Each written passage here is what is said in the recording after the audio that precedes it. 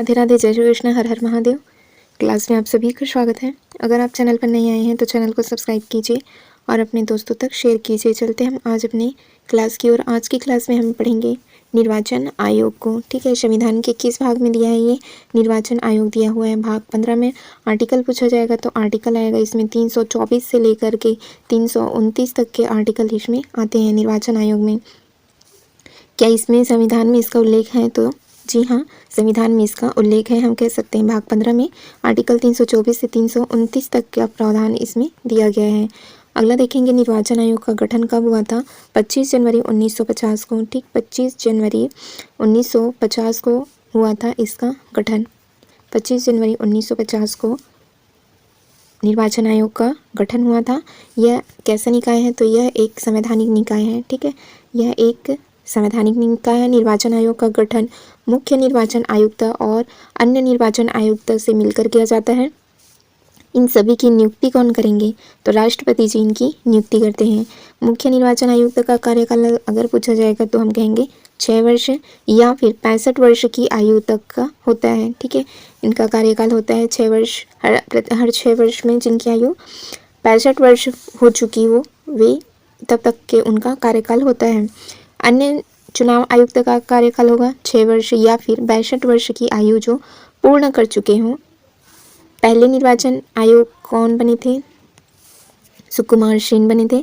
पहले निर्वाचन आयोग एक सदस्य आयोग था, किंतु 1989 में, ठीक है, पहली बार इसको कितने सदस्य कर दिया गया? तो 3 सदस्यीय आयोग बना दिया गया। कुछ समय तक के लिए एक सदस्यीय आयोग रहने के बाद में इससे वर्ष 1993 में फिर से इसको 3 सदस्यीय आयोग बनाया गया। राष्ट्रीय दल का दर्जा हासिल करने वाली आवश्यक शर्तें देखेंगे क्या क्या है।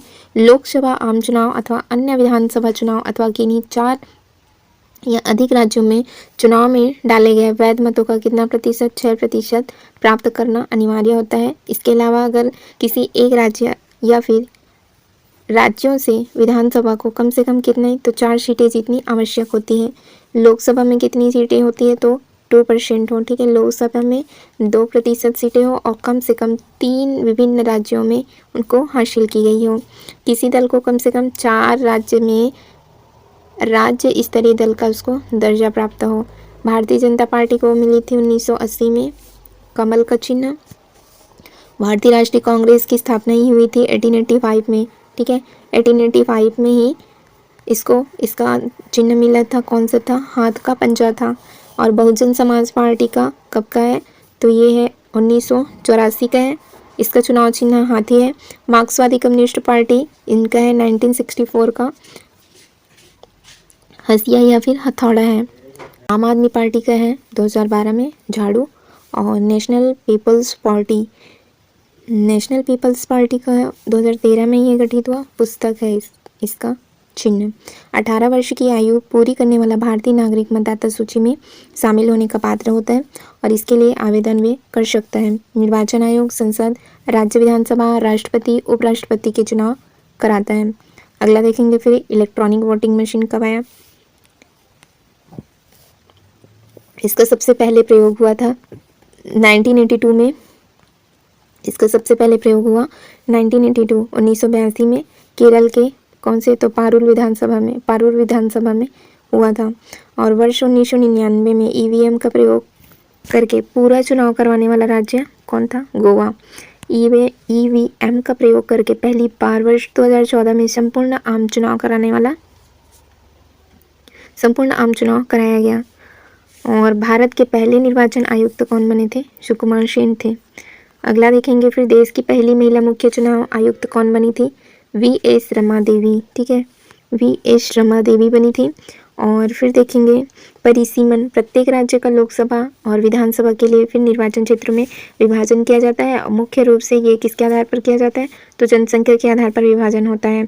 जहाँ तक संभव होगा निर्वाचन क्षेत्र की भौगोलिक क्षेत्र, भौतिक विशेषताओं, प्रशासनिक इकाइयों की मौजूदा सीमाओं, संचार की सुविधा और सार्वजनिक सुविधा को ध्यान में रखते हुए इसको परिसीमित किया जाता है। फिर देखेंगे हम परिसीमन आयोग भारत के राष्ट्रपति द्वारा नियुक्त किया जाता है। भारत के चुनाव आयोग के सहयोग से काम को किया जाता है।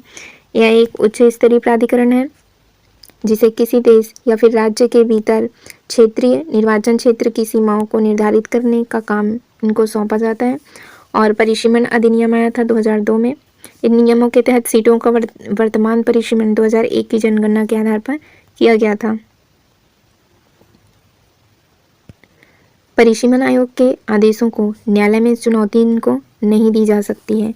जो परिसीमन आयोग के आदेश हैं उसको न्यायालय में चुनौती नहीं दी जा सकती।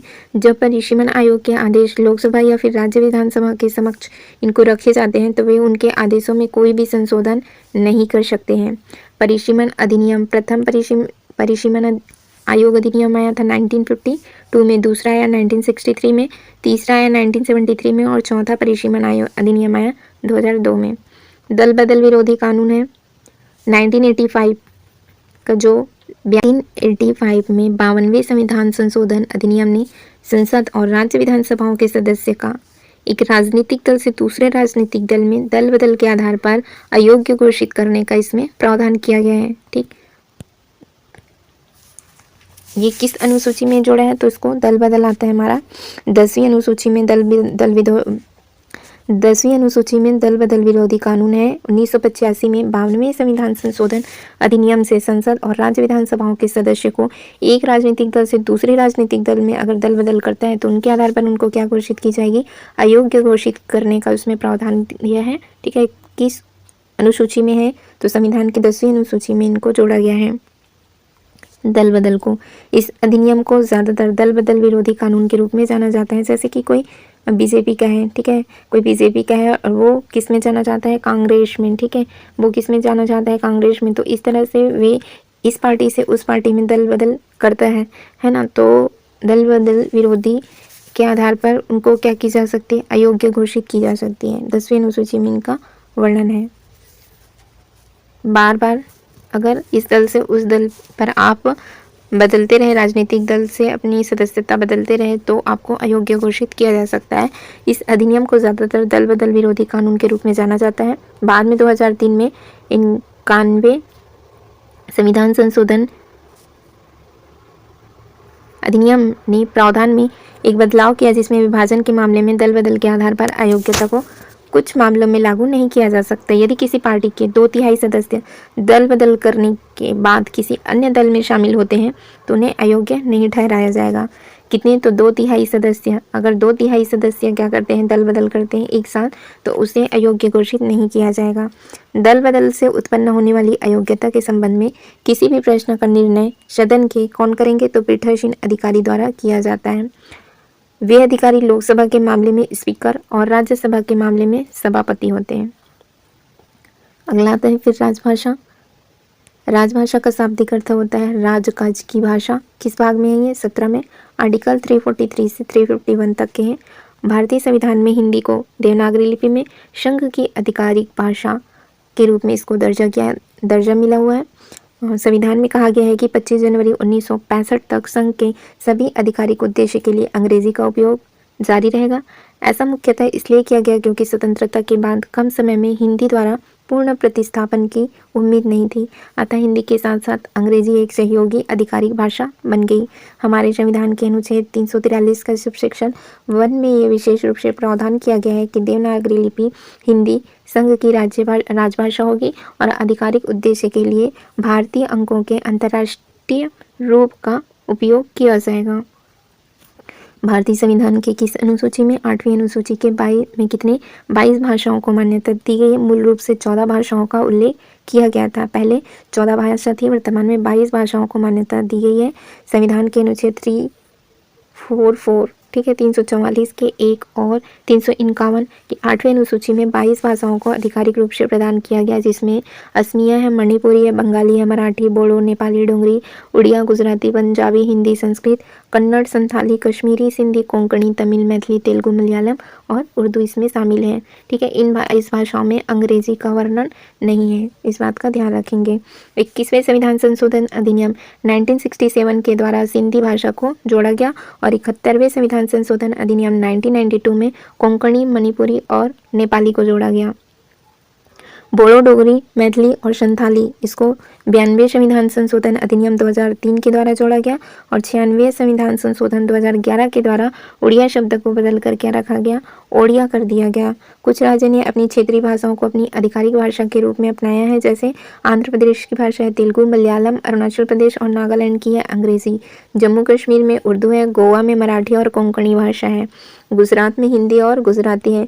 इसी के साथ साथ हिमाचल प्रदेश, उत्तर प्रदेश, उत्तराखंड, मध्य प्रदेश, छत्तीसगढ़, बिहार, झारखंड, हरियाणा और राजस्थान में किस भाषा है, हिंदी है। ओडिशा में है उड़िया और पश्चिम बंगाल में है बंगाली भाषा, असम में है असमिया, केरल में है मलयालम। राजभाषा अधिनियम 1963 में प्रावधान है कि संघ और गैर हिंदी राज्यों के बीच संचार की भाषा कौन सी है, अंग्रेजी होनी चाहिए। वर्तमान में सुप्रीम कोर्ट में कार्यवाही की भाषा कौन है, अंग्रेजी है। फिर आता है लोक सेवा आयोग। लोक सेवा आयोग के लिए प्रावधान है 315 से 323 तक के। लोक सेवा आयोग की स्थापना 1926 में की गई थी। लोक सेवा आयोग की स्थापना के लिए 1924 में विधि आयोग की सिफारिश की गई थी। संघ लोक सेवा आयोग ये हम कल की क्लास में करते हैं। आज की क्लास यहीं तक के लिए रखते हैं। Thank you friends, thank you all.